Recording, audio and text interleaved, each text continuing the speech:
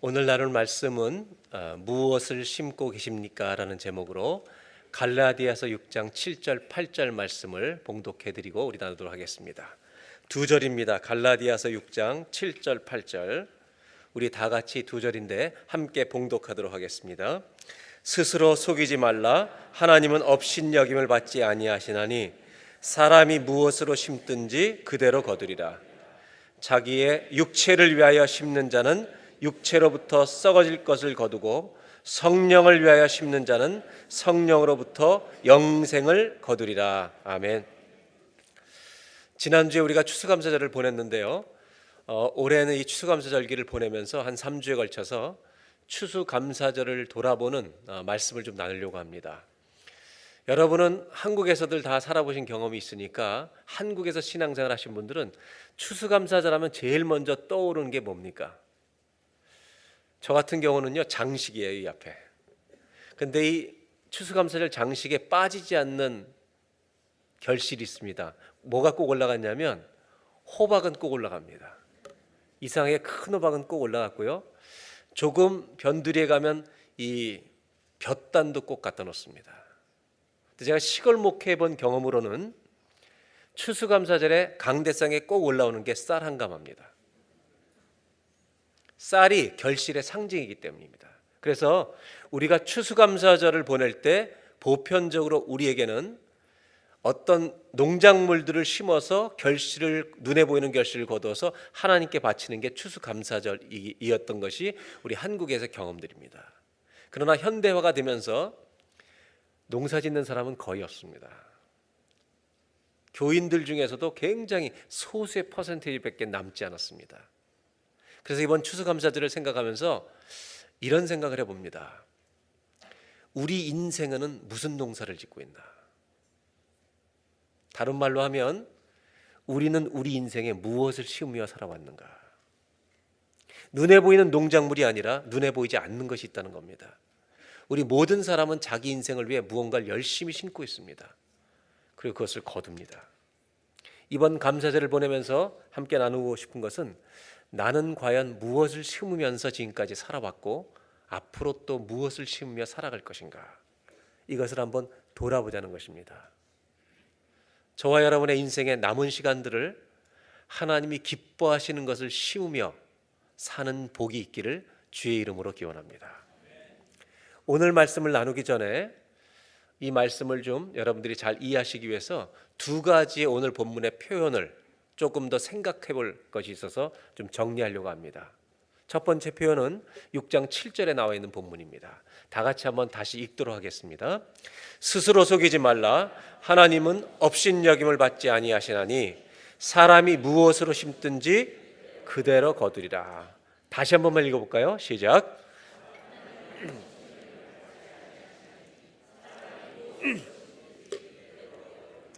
여러분, 심는 대로 거두는 것은 맞습니까? 네, 사람은 심은 것을 거두는 겁니다. 근데 이 말씀을 읽으면 좀 부담스럽긴 해요. 왜냐하면 우리가 뭘 심었는지 알고 있기 때문입니다. 그런데 오늘 첫 번째로 좀 고민을 해봐야 될 거, 말씀을 풀어가기 전에 먼저 생각해야 될 건 뭐냐면 심는다는 단어라는 겁니다. 이 심는다라는 동사는 1년에 한 번만 하는 행위를 말하는 게 아닙니다. 농사를 지어보시는 분도 알겠지만 우리가 상식적으로 볼 때 벼농사를 한국에서 많이 졌는데 모내기를 하잖아요. 모를 심은 사람들은 모를 심는 것으로 끝나는 게 아닙니다. 수시로 논두렁을 찾아갑니다. 새를 쫓습니다. 그리고 벌레도 잡습니다. 쓰러진 것이 없나 돌아봅니다. 1년 내내 자기가 심은 것에 관심을 가지는 겁니다. 농부의 관심은 언제나 자기 심은 것에 있습니다. 사람이 마찬가지인데요. 내가 죄에 관심을 갖고 있으면 그 죄를 짓게 되는 법입니다. 제가 목회하던 강원도에서 아주 한번 추운 겨울이 왔습니다. 그래서 제가 교인들하고 그랬어요. 너무 올해는 추운 것 같다. 그랬더니 할아버지 권사님 한 분이 전도사님, 내년도엔 농사 잘 됩니다. 무슨 말입니까? 그랬더니 땅이 얼어서 추우면 그 다음에 농사가 잘 된대요. 이분들의 관심은 추위도 농사랑 다 연결되는 거예요. 심는다는 농사는요, 1년에 한 번 하고 그만두는 행위가 아니라 1년 내내 관심을 가지고 있는 것을 심는다라고 말한다는 겁니다. 즉, 내 삶과 연결되어 있는 것이 심는다라는 말의 의미입니다. 그리고 또 한 가지는 이 심는다는 말 속에는 농사를 위해서 모든 밭이든 논이든 다 심은 사람들은 심은 대로 거둔다는 것을 알기 위해서 한 가지를 반드시 배우게 됩니다. 그것은 자기 힘으로 안 된다는 겁니다. 홍수가 나면 다 망칩니다. 극심한 가뭄이 와도 안 됩니다. 그래서 농부들이 이렇게 얘기하죠. 하늘이 도와야 된다고 얘기합니다. 그래서 무언가를 심어본 사람들은 정확하게 한 가지를 아는데 결과는 하나님께 달려있다는 것입니다. 맞습니까? 인생도 마찬가지입니다. 이것이 심는다라는 단어 가지고는 의미입니다. 두 번째는 갈라디아서 6장 8절에 이 단어를, 이 의미를 우리가 생각하고 해야 합니다. 8절을 보겠습니다. 다 같이 읽어볼까요? 자기의 육체를 위하여 심는 자는 육체로부터 썩어질 것을 거두고 성령을 위하여 심는 자는 성령으로부터 영생을 거두리라. 심는 대로 거둔다는 말씀을 하시는 이유가 있습니다. 육체를 위하여 육의 것을 심는 자는 썩어질 것을 거둔다. 육체에 필요한 것을 거두지만 썩을 것이다. 그러나 성령을 위하여 심는 자는 성령으로부터 영생을 거둘 줄로 믿습니다. 영원한 생명, 영적인 것을 심는 자는 영원한 생명을 거둔다고. 다시 한번 보여주세요. 8절. 그런데 이 NIV 성경에는, 영어 성경에 이렇게 표현하고 있습니다. 성령을 위하여 심는 것을 이 영어 성경에만 성령님을 기쁘시게 하기 위하여 심는 것을 말합니다. 여러분, 성경은 이렇게 말합니다. 육의 것만 심지 말고 영의 것을 심으라는 겁니다. 이 영의 것을 심는다는 말을 왜 이렇게 강조하실까? 영생을 거두는 이 말씀을 위해서 우리에게 설명하시는데, 사도 바울은 고린도전서 15장 42절로 44절에 우리에게 이 의미를 잘 이해하도록 이렇게 말씀을 설명해 주고 있습니다. 고린도전서 15장을 보겠습니다. 죽은 자의 부활도 그와 같으니 썩을 것으로 심고 썩지 아니할 것으로 다시 살아나며. 여러분, 심는 대로 거둔다고 말씀하셨는데 영적으로 심는 자는 영생을 거둔다고 말합니다. 그 영적으로 심는 자가 영생을 거둔다는 말은 우리는 육을 심었는데, 우리는 죄를 심었는데 여러분 구원을 거둔다는 겁니다. 썩을 것으로 심었는데 썩지 않을 것으로 다시 난다는 것입니다. 심는 대로 거둔다는 것보다 그 이상의 의미를 말하는 것입니다. 43절에 욕된 것으로 심고 영광스러운 것으로 다시 살아난다. 우리는 죄를 심었는데 이 땅에 하나님은 부활로 우리를, 영생을 하나님 거두게 하신다는 겁니다. 여러분, 믿음을 가지면 이런 은혜가 있을 줄로 믿습니다. 약한 것으로 심었는데 강한 것으로 다시 살며, 44절에 그래서 이렇게 말합니다. 다 같이 읽습니다. 육의 몸으로 심고 신령한 몸으로 다시 살아나니 육의 몸이 있은즉 또 영의 몸도 있느니라. 육의 몸으로 심고 신령한 몸으로 다시 살아나는 비밀이 어디 있느냐? 여러분, 주님을 믿는 자에게 이런 일이 일어날 줄로 믿습니다. 그래서 영적인 것을 심으라는 것은 이것입니다. 이 세상의 법칙은 심는 대로 거두는데, 심는 대로 거두면 우리는 심판입니다. 그런데 영의 것을 심으라, 믿음을 심으면, 하나님을 의지하는 믿음을 심으면 여러분, 육의 몸으로 심은 우리들이 부활의 신령한 몸으로 나올 줄로 믿습니다. 그렇게 된 이유가 뭡니까? 이 영의 것으로 심는 열매 안에는, 이 뒤에는 하나님의 은혜가 흐르고 있기 때문에 그렇습니다. 여러분, 믿음의 영적인 것들을 심는 사람들은 하나님의 은혜를 거두게 될 줄로 믿습니다. 은혜의 결실을 거둔다는 겁니다. 그래서 저는 오늘 이 말씀을 보면서 우리가 이 추수감사절기를 보내며 우리 모든 사람들이 자기 인생을 위해 뭔가를 심는데, 하나님을 위해서 기쁘게 심는, 하나님을 기쁘시게 하는 것을 심으며 살아가려는 성도가 되면 얼마나 좋을까? 우리가 남은 인생을 무엇을 심는 것이 좋을까? 이것을 이번에 추수감사절 계절을 보내면서 좀 나누려고 하는 겁니다. 저는 성경 전체에 걸쳐 있는 하나님이 우리 인생의 농사잖아요. 우리 인생에 심기 원하시는 여러 가지의 주제들이 있는데 그중에 오늘 3가지만 정리해서 좀 나누려고 합니다. 제일 첫 번째는 신명기 6장을 보도록 하겠습니다. 이스라엘아 들으라, 우리 하나님 여호와는 오직 유일한 여호와이시니 5절, 너는 마음을 다하고 뜻을 다하고 힘을 다하여 내 하나님 여호와를 사랑하라. 하나님을 사랑하라는 것을 권면합니다. 그리고 6절 다 같이 읽습니다. 오늘 내가 내게 명하는 이 말씀을 너는 마음에 새기고. 신명기는 토라의 마지막 책입니다. 율법의 마지막 책인데 오늘 내가 하나님을 사랑하라고 말씀하시고 하나님을 사랑하는 사람은 내가 너에게 명하는 말씀을 어디다 새기라고 그랬습니까? 마음에 새기라고. 우리의 인생에 우리 가슴에 꼭 심어야 될 게 있다는 겁니다. 말씀을 심으라는 겁니다. 구약책은 창세기부터 신명기까지 토라, 율법책이라고 말합니다. 그리고 여호수아부터 느헤미야까지 역사서라고 말합니다. 잠언, 시편부터 잠언전도, 아가서까지를 지혜문학, 시가서라고 말합니다. 그리고 그 뒤에 이사야서부터를 선지서라고 부릅니다. 구약만이 아니라 신약 전체에도 어떤 책에도 말씀을 소중하게 여기지 말라는 그런 책은 하나도 없고요. 말씀을 귀하게 여기라. 심지어 신약의 복음서 요한계시록에까지도 이 말씀을 듣고 행하는 자는 복이 있다고 말합니다.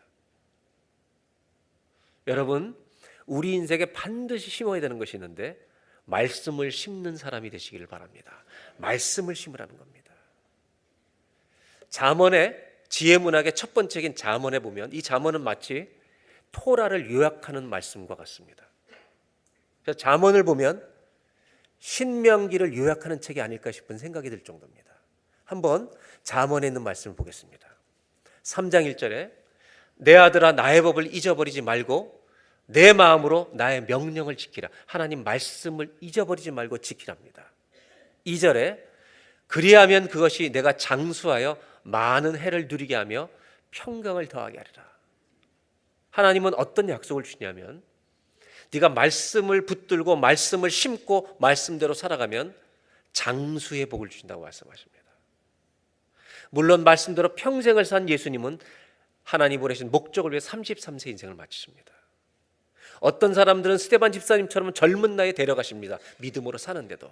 그러나 하나님은 말씀대로 사는 사람에게 보편적으로 주시는 복 중에 하나가 장수의 복을 주신다는 겁니다. 그리고 3장 3절에 또 이렇게 말씀하십니다.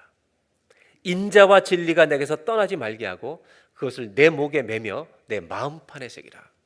이런 말씀을, 인자와 하나님의 진리의 그 말씀을 마음판에 새기라는 것입니다. 그럼 어떤 결과를 주냐면 3장 4절 다 같이 한번 봉독합니다. 그리하면 내가 하나님과 사람 앞에서 은총과 귀중히 여김을 받으리라.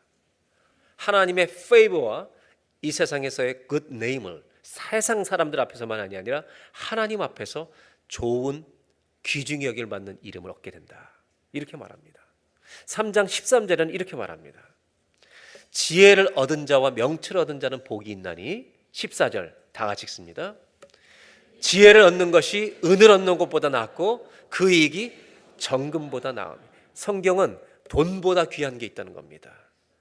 돈보다 뭐가 더 귀하다고요? 지혜는 가지고 태어나지 않습니다. 지혜는 어디로부터 오겠습니까? 말씀으로부터 올 줄로 믿습니다. 여러분, 돈보다 귀한 게 있습니다. 지혜입니다. 15절을 보십시오. 다 같이 읽습니다. 지혜는 진주보다 귀하니 내가 사모하는 모든 것으로도 이에 비교할 수 없도다. 지혜는 진주보다 귀하고 우리가 사모하는 이 땅에 어떤 것들 갖고 싶은 것보다 더 귀한 것이 지혜라고 말합니다. 여러분, 우리는 이 세상을 살면서 이 세상에 살아가기 위한 지식도 열심히 배워야 합니다. 돈 버는 길도 배워야 합니다. 한 가정을 책임지려면 열심히 살기 위해서 어머니든 아버지든 그 가장은 정상적으로 세상을 배운 일을 해야 합니다. 그러나 죄를 심는 것은 피하자는 것입니다. 왜냐하면 우리는 죄성을 가지고 태어나기 때문입니다. 그래서 우리는 가만히 놔두면 눈 깜짝할 사이에 죄를 심어버립니다. 어쩌면 우리 안에 습관적인 죄가 배어있는 것도 있을 수 있습니다. 이 습관적인 죄가 내 몸의 일부가 되어버린 것도 있습니다. 그런데 이 사람들에게 말씀이 들어가면 어떤 일이 일어나냐? 여러분, 죄가 드러날 줄로 믿습니다. 그 죄가 끊어질 줄로 믿습니다. 거룩한 말씀이 들어오면 더러운 욕망이 떠나가는 것입니다, 여러분. 그래서 말씀을 심으라는 것입니다. 잠언은 그래서 돈보다 귀한 것, 우리가 그렇게 열심히 배우고 있는 세상의 돈을 벌기 위해서 그것도 필요하지만 그것보다 귀한 것이 지혜라고 말합니다. 이 지혜는 말씀으로부터 옵니다. 그래서 잠언은 사람을 세 종류로 구분합니다. 첫째는 지혜로운 자, 하나님 말씀을 묵상하고 지혜로운 자, 그래서 지혜로운 사람. 두 번째는 하나님 말씀을 정말로 멀리 절대로 가까이 하지 않는 이런 사람을 미련한 자라고 얘기합니다. 잠언은 사람을 구분합니다. 미련한 자. 세 번째는 사악한 자. 근데 잠언은 재밌는 표현이 있습니다. 미련한 것을 너무너무 싫어합니다. 머리 나쁘고 이런 것이 아닙니다. 하나님 말씀을 떠나 있는 미련함을 너무너무 싫어합니다. 그래서 미련한 것을 아주 재미있게 표현합니다. 잠언 27장 22절을 보겠습니다. 다 같이 한번 읽습니다. 미련한 자를 곡물과 함께 절구해 놓고 공의로 찌을지라도 그의 미련은 벗겨지지 아니하니라. 주님이 아주 코믹하게 말씀하십니다. 미련함이 얼마나 어리석은 거냐면 그 미련은 곡물과 함께 절구해 놓고 공의로 그걸 찌는데도 미련이 벗겨지지 않는다는 겁니다. 성경은 뭐라고 얘기하냐면 미련한 자를 멸시합니다. 미련한 자가 되지 말라는 것입니다. 그리고 우리에게 도전합니다. 너희 혹시 말씀 없이 살지 않니? 너희 혹시 미련한 자로 살아가지 않니? 잠언은 도전하고 있습니다. 더 재밌는 말씀이 17장 12절에 나옵니다. 다 같이 읽어볼까요? 차라리 새끼 빼앗긴 암곰을 만날지언정 미련한 일을 행하는 미련한 자를 만나지 말 것이니라. 여러분, 새끼 빼앗긴 암곰, 이 새끼를 빼앗긴 암곰 만나면 어떻게 된다는 겁니까? 우리는 죽습니다. 그럼 성경은 이렇게 말합니다. 죽는 게 미련한 것보다 나은 거다, 이렇게. 여러분, 정신 차리시고요. 옆에 분에게 인사하겠습니다. 죽는 게 나아요, 이렇게 얘기해요.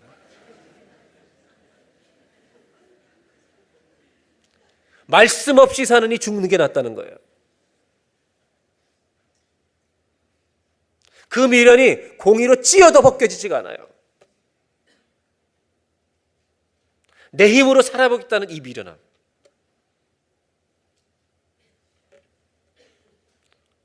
율법서도 지혜문학도 역사서도 선지서도 복음서도 서신서도 계시록도 전부 다 말씀 붙들고 살라고 합니다. 이 세상은 지식과 정보 사회입니다. 남에게 뒤처지지 않기 위해서 열심히 배워야 합니다. 그러나 여러분, 그거보다 중요한 것이 지혜입니다. 어떤 사람이 지혜를 거둘 수 있냐면 말씀을 심는 자가 지혜를 거둘 줄로 믿습니다. 오늘 첫 번째로 나누고 싶은 게 이것입니다. 우리 인생에 무엇을 심을 것인가? 한번 따라 하실까요? 말씀을 심어 하나님의 지혜를 거두십시오. 아멘입니까? 저는 이 말씀을 심는 일을 우리만 하지 말자는 겁니다. 우리 자녀들에게 하자는 것입니다. 우리도 심지만 자녀들에게도 심자는 것입니다. 여러분의 자녀들을 돌아보십시오. 자녀들이 말씀을 먹고 살고 있습니까? 인생의 말씀을 심고 있습니까? 저도 아이들을 키워보니까 어렸을 때 늘 성경을 읽어줘야만 잤습니다. 그래서 1학년, 2학년 때 아이들이 언제나 자기 전에 엄마 성경 읽어달라고 얘기합니다. 그럼 성경을 읽어줘야 아이들이 자는 그런 습관을 가지고 있었습니다. 아주 좋은 습관이죠. 이것들이 4학년, 5학년 되면서 어느 날 이렇게 말합니다. 엄마 영어가 무슨 영어인지 잘 안 들린다고. 그래서 엄마는 아빠를 좌절시킵니다. 그리고 자기들이 읽고 자겠다고. 예, 읽습니다. 10대 때 읽습니까? 읽는 아이들이 있습니다. 고맙게도 저희 아이들은 대학 때도 성경을 읽더라고요. 여러분, 자녀들이 성경을 읽습니까? 미련하게 살도록 내버려 두는 거 아닙니까? 왜 그렇게 됩니까? 저는 이런 생각을 해요. 우리가 자식들을 공부시키기 위해서 얼마나 엄격하게 요구하고 있습니까? 얼마나 열심입니까? 수많은 학원을 보내기 위해서. 근데 성경 읽는 거에서는 너무 관대하시지 않습니까? 그러면 채찍 들고 성경 읽으라고 얘기해야 되겠습니까? 그렇게 해서 다음 세대가 말씀을 심겠습니까? 아닙니다. 다음 세대가 말씀을 그들의 가슴에 심고 읽을 수 있는 방법은 딱 하나밖에 없습니다. 성경 읽는 부모를 보고 자라야 합니다. 여러분, 정신 차리셔야 합니다.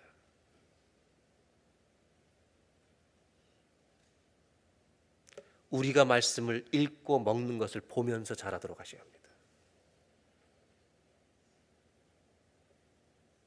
저는 서울에서 목회할 때 청년들을 가르칠 텐데 유달리 열심인 권사님 한 분 계셨습니다. 자녀들이 외국에 나가서 공부하고 있었습니다. 여름방학 되면 들어옵니다. 겨울방학 되면 들어옵니다. 두 남매를 이 권사님 꼭 저에게 데리고 옵니다. 얘네들이 2달 있습니다. 이번에 3주 있습니다. 그래서 저한테 뭘 부탁하냐면 개인 성경부 과외를 부탁합니다. 해줬겠습니까? 안 해줬겠습니까? 돈을 받았겠습니까? 안 받았겠습니까? 돈도 안 주면서 과외해달라는 거예요. 저는 그 권사님 때문에 열심히 가르쳤습니다. 그 딸은 한국 최초로 아버지와 함께 외모고시 합격하는 자녀가 되었습니다.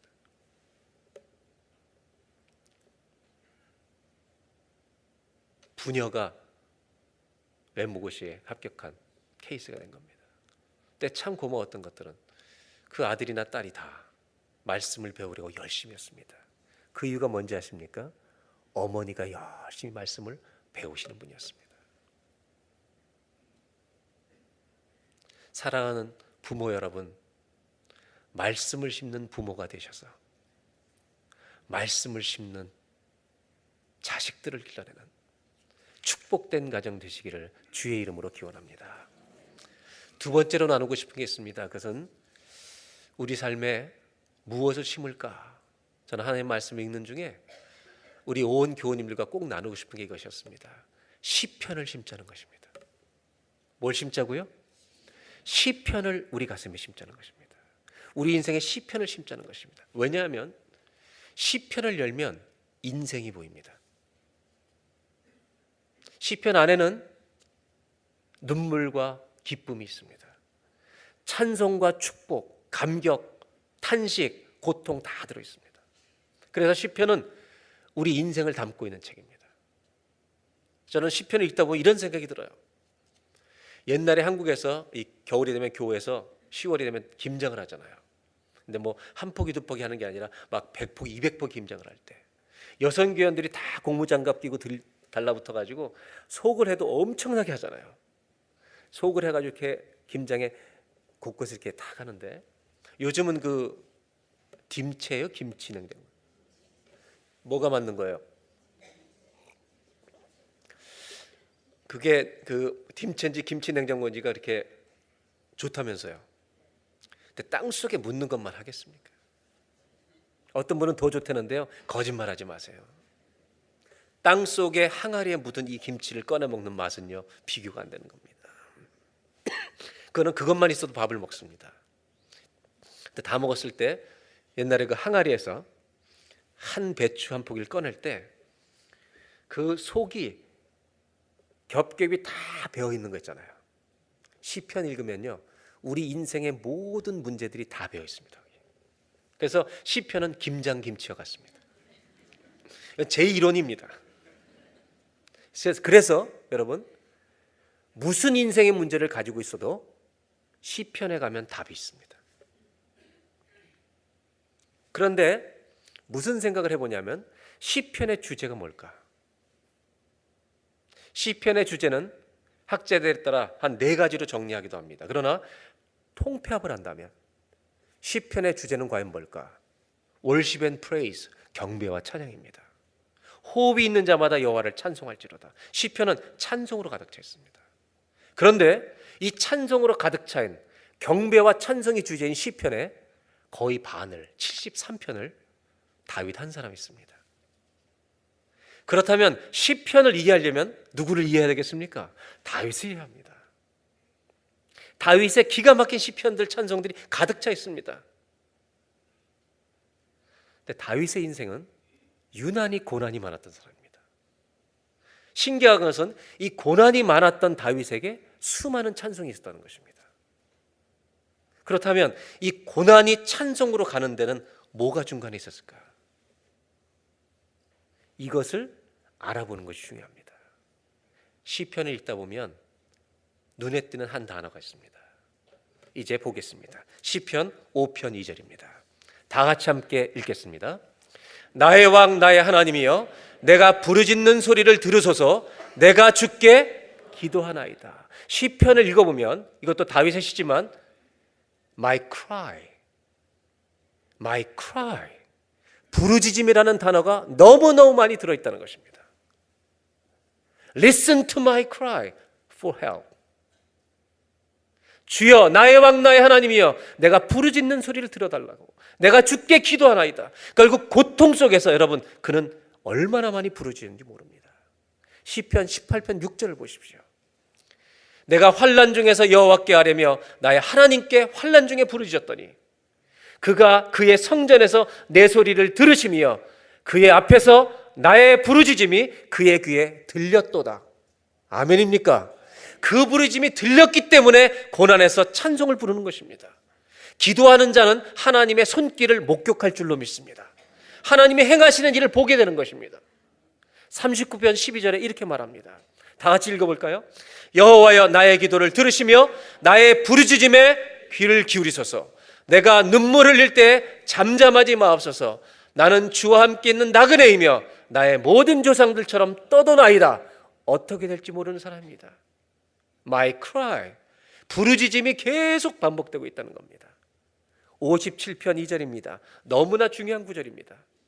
왜 부르짖는가? 이유까지 나와 있습니다. 다 같이 한번 함께 읽습니다. 내가 지존하신 하나님께 부르짖음이여 곧 나를 위하여 모든 것을 이루시는 하나님께로다. 아멘. 고난 중에 부르짖었더니 뭘 깨달았느냐? 나를 위하여 계획하신 하나님의 모든 목적을 성취하시는 하나님께로다. 그 하나님께 나는 기도할 수밖에 없다. 기도하고 나니까 이 고난을 통해서도 하나님은 나를 향하신 어떤 목적을 이루어 가시는 거구나. 심지어 다윗은요 이런 날도 있었습니다. 다윗만이 아닙니다. 시편의 모든 기자들이 이 기도를 가지고 있습니다.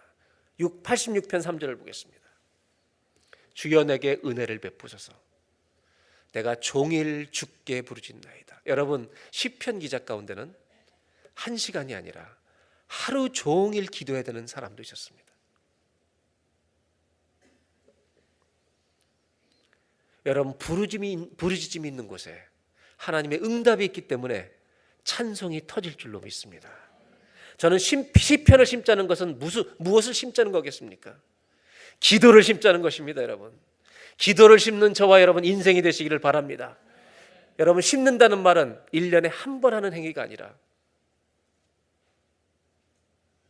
늘 관심이 있는 것입니다. 1년에 한 번 기도하는 게 아니라 늘 주님의 도우심을 구하는 사람. 이것이 시편을 심자는 내용입니다. 그래서 헨리 나웨는 기도의 삶이라는 책을 썼는데 거기에 참 좋은 글을 하나 남겨서 제가 이것을 여러분들에게 함께 나누고 싶습니다. 이렇게 말합니다. 기도의 삶이라는 책에 기도는 그리스도인의 삶의 중심입니다. 그리고 그 다음이 참 좋은 표현입니다.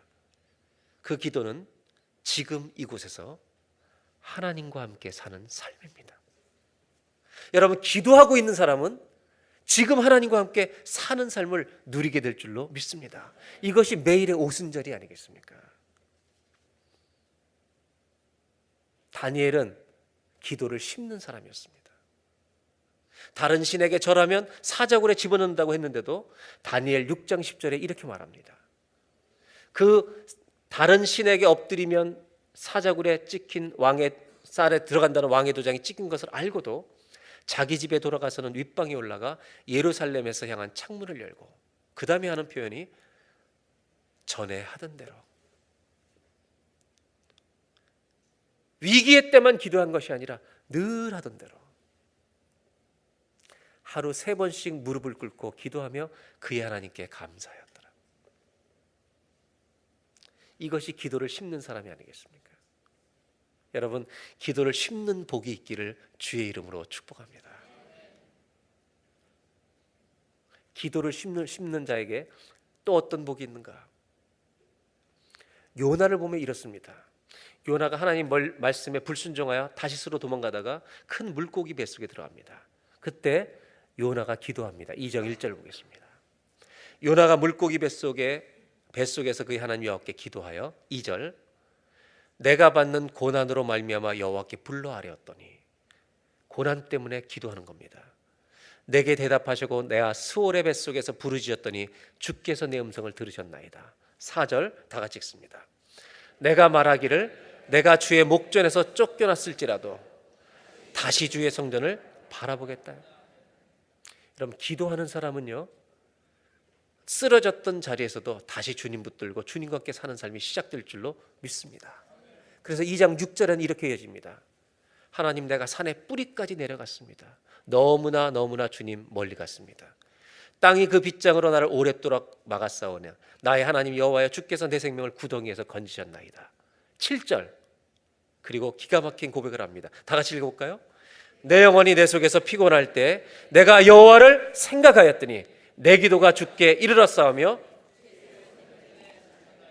내 기도가 주님 계신 성전에까지 도착했습니다. 그리고 2장 9절에 이렇게 말합니다.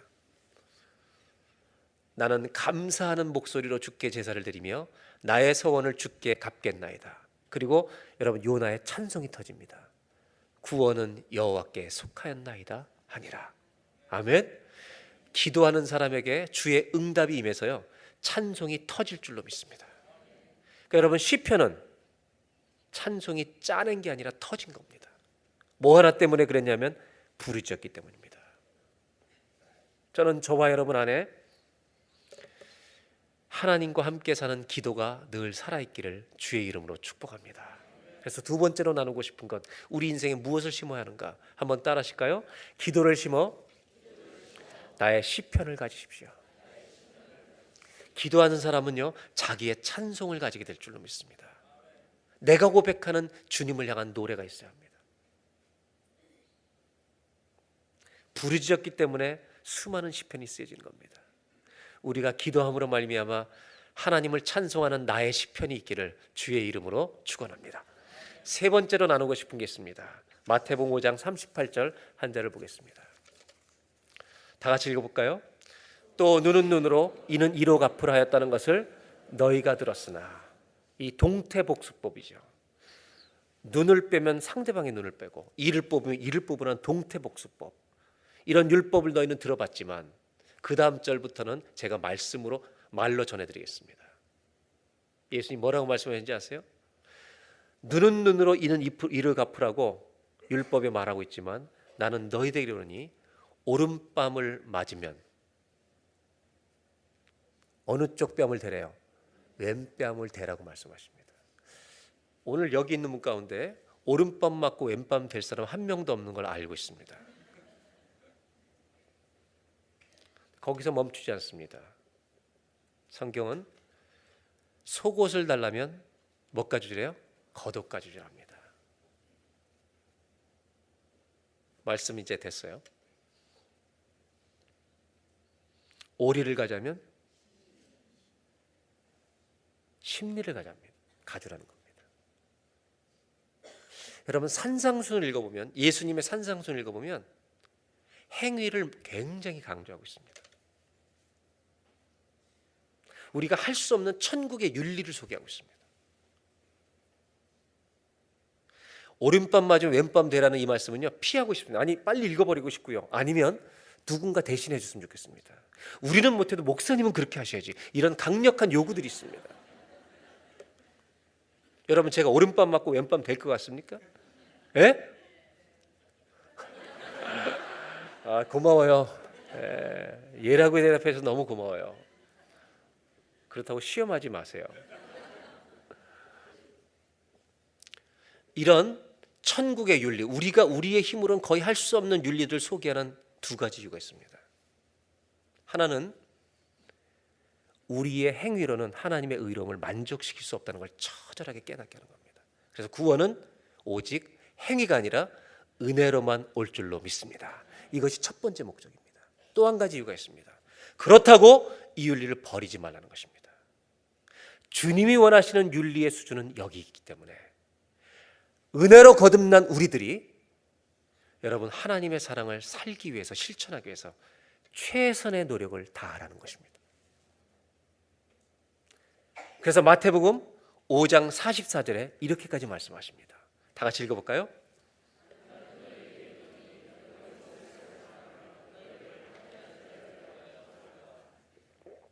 원수를 사랑하고 박해하고 힘들게 하는 자를 위해 오히려 기도하라고 말합니다. 성경에 부인할 수 없는 주제가 있습니다. 그것은 사랑입니다. 하나님의 사랑이 우리를 살리신 줄로 믿습니다. 그렇다면 우리는 하나님께서 세 번째로 심기를 원하시는 게 뭔가? 말씀과 기도만 갖고 있지 말고 사랑이라는 행동을 가지고 있으라는 것입니다. 그 대신 주의하라고 말씀하십니다. 마태복음 6장 1절에 한번 보실까요? 사람들에게 보이려고 그들 앞에서 너희 의나 너희 사랑이나 행위를 행하지 않도록 주의하라. 보이려고 하지 말라는 겁니다. 그리하지 아니하면 하늘에 계신 너희 아버지께 상을 받지 못하니라. 우리가 사람들에게 드러난 선한 행위들은요, 이미 알려짐으로 상급이 끝났다는 것입니다. 그럼에도 불구하고 마태복음 5장 16절에 이렇게 말씀하십니다. 너희는 세상의 빛과 소금이라 말씀하시면서 다 같이 읽겠습니다. 이같이 너희 빛이 사람 앞에 비치게 하여 그들로 너희 착한 행실을 보고 하늘에 계신 너희 아버지께 영광을 돌리게 하라. 여러분, 기독교는요 많이 커졌습니다. 부유해졌습니다. 사람도 많아졌습니다. 그러나 안타까운 것은 사람을 사랑하는 능력은 너무나 형편이 없어 보인다는 것입니다. 우리가 그렇게 큰 하나님의 사랑을 입은 사람인데도 불구하고 세상 사람들과 별 차이가 없다는 것입니다. 그래서 예수 믿는 사람은요, 사랑의 노력을 기울여야 합니다. 액션이 필요하다는 겁니다. 왜냐하면 주님은 우리를 마태복음 7장 20절에 뭘로 우리를 분별한다고 말씀하시냐면, 한번 다 같이 읽겠습니다. 이러므로 그들의 열매로 그들을 알리라. 열매로 알겠다고 말씀하십니다. 특별히 세상 사람들에게도 사랑할 뿐만 아니라 믿음의 형제들에게는 더욱 그리할지니라. 옆에 분에게 인사하겠습니다. 저 좀 사랑해 주세요. 한번 인사하겠습니다. 저 좀 사랑해 주세요. 한번 얘기하세요. 대답은 뭐라고 하냐면 너부터 사랑 좀 해라.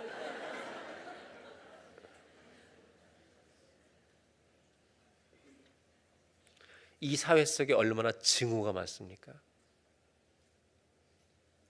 우리가 사는 사회 속에 얼마나 시기가 많습니까? 예수 믿는 사람은 주의 사랑을 보여야 합니다. 그래서 헨리 나웬이 또 한 권의 책을 쓴 것 중에 긍휼이라는 책을 썼습니다. Compassion. 그 책에서 이런 영성을 조심하라고 권면하고 있습니다. 한번 보겠습니다. 행동 없는 기도는 무력한 경건주의가 된다는 겁니다. 사랑과 행동이 없는, 사랑하지 않는 기도만 가지고 있다면 powerless pietism에 빠진다는 겁니다. 무력한 경건주의. 반대로 기도 없는 행위만 하고 있다면 의심스러운 manipulation, 조작으로 빠질 수 있다는 것입니다. 사랑하는 여러분, 다른 사람을 사랑하는 것을 심는 우리 모두가 되시기를 주의 이름으로 축원합니다. 여러분은 요즘 누구를 사랑하십니까? 저는 불륜을 얘기하는 게 아닙니다. 지금 오해가 없기를 바랍니다. 요즘 불륜이 하도 많아가지고 어떤 사람을 정말로 마음 다해 사랑하고 있습니까? 여러분, 사랑하는 것은 작은 행위일 수 있습니다. 정말 저 사람의 마음에 정말 고마운 것을 써주는 작은 이메일이 사랑일 수가 있습니다. 힘들고 어려운 사람의 집에 조용히 찾아가서 기도해주고 오는 것이 사랑일 수가 있습니다.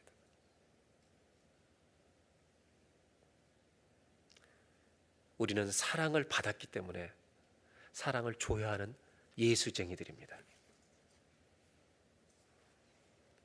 그렇다면 예수님이 이렇게 사랑을 우리에게 하라고 부탁하신 이유가 무엇일까? 마지막으로 이것을 생각해 보려고 하는 겁니다. 예수님은 한 사람이 자기에게 와서 율법이 말하는 강령이 무엇이냐고 물어봤을 때 한 단어로 두 가지 방식으로 표현합니다. 마태복음 22장 37절에 율법이 말하는 모든 계명은 이 두 가지다. 그러나 단어는 하나다. 한번 보겠습니다. 첫 번째가 주 너희 하나님을 사랑하라. 마음, 목숨 다해 뜻을 다해 주 너희 하나님 사랑하라. 그리고 38절에 이것이 첫째 계명이고, 두 번째로 내 이웃을 내 자신같이 사랑하라. 그 다음에 40절에 다 같이 읽어볼까요? 이 두 계명이 온 율법과 선지자의 강령이. 여기 율법과 선지자라는 표현이 나올 때는 관용적인 표현인데 구약을 가르치는 말입니다. 구약을 가리키고 있는 말입니다. 저는 내 이웃을 내 몸같이 사랑하는 말을 이렇게 말하고 싶습니다. 사람을 사랑해라. 예수님은요, 왜 그렇게 사람을 사랑하라고 그러셨을까요? 이유는 딱 하나입니다.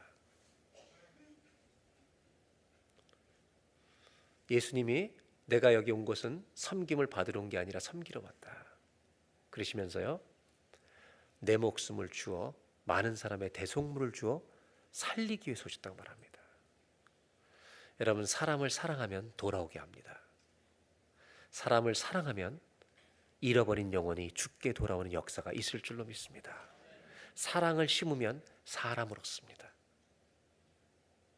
주님은 그 이유 때문에 사랑하라고 말씀하십니다. 마지막으로 우리 인생에 무엇을 심을까 나누고 싶은 게 이것입니다. 한번 따라 하실까요? 사랑을 심어 한 영혼을 얻으십시오. 여러분, 사랑을 심으면 사람을 얻습니다. 저와 여러분을 통해 사랑이 흘러가서 잃어버린 자들이 죽게 돌아오는 아름다운 열매, 사람을 얻는 열매가 있기를 주의 이름으로 축원합니다. 기도하겠습니다.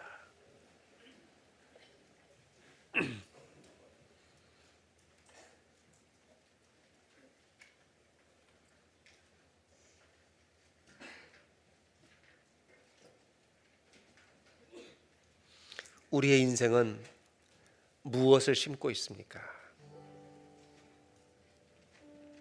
추수감사절기를 보내면서 하나님이 기뻐하시는 것을 심는 우리의 인생에 농사가 되게 하시고 자녀의 농사가 될 수 있도록 도와주십시오. 이 시간 다 같이 기도할 때 말씀을 심어서 하나님의 지혜를 가지고 사는 사람 되게 해주시고, 기도를 심어서 내 찬송, 나의 시편을 가지고 살게 해주시고, 사랑을 심어서 사람을 얻는 열매들이 있게 하여 주십시오. 이 시간 다 같이 기도할 때 하나님, 우리의 인생에 말씀, 기도, 주의 사랑을 심게 해달라고 다 같이 한번 합심하여서 이 시간 기도하겠습니다. 하나님, 감사합니다. 우리 인생은 무언가를 열심히 심고 있습니다. 무언가를 짓고 있습니다. 각자의 집을 짓고 있습니다.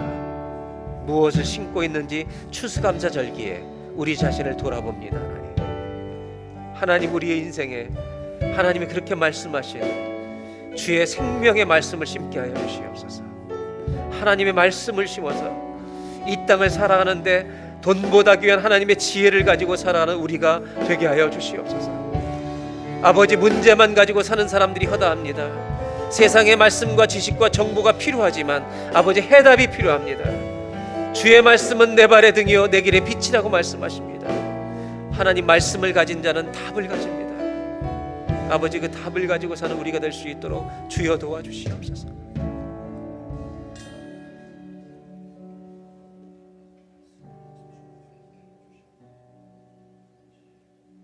하나님, 추수감사절기를 맞이하여 우리 인생을 돌아봅니다.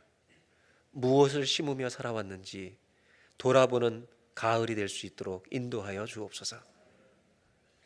죄를 심지는 않았습니까? 더러운 욕망을 심지는 않았습니까? 이 세상에 살기 위해, 열심히 살기 위해 좋은 것들을 배우며 또 많은 것을 심은 사람들도 있습니다. 그러나 하나님, 말씀을 심고 있습니까?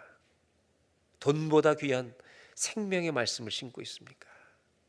저희로 하여금 말씀을 심는 부모가 되게 하여 주셔서 그것을 보고 자라는 자녀들이 저들의 인생에도 말씀을 심을 수 있도록 저희를 깨워 주시옵소서.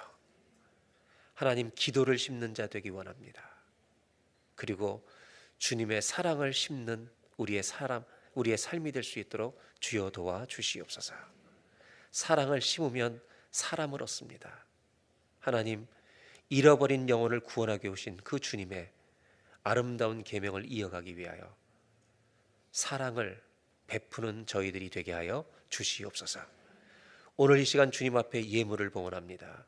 기도하옵나니 물질이 함부로 우리 인생의 주인 되지 않도록 역사해 주시고, 어떤 상황에서도 가난해도 부해도 주님만이 우리 주인 되어 주시옵소서. 예수님의 이름으로 기도하옵나이다.